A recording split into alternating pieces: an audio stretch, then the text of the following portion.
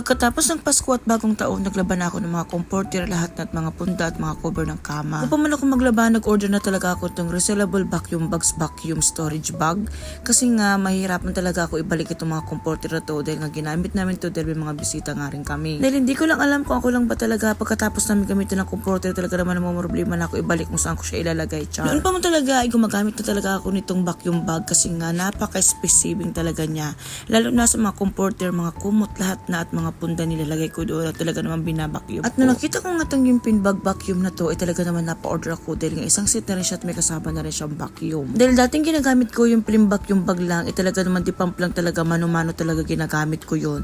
Nahihirapan na ako, ay talaga naman pagod na ako, isang comforter pa lang ang pinapump ko, char. Mas lalo pang nagustuhan ko dahil nga nakita ko nga yung quality nito, ang ganda talaga ng pagka-plastic niya, makapal.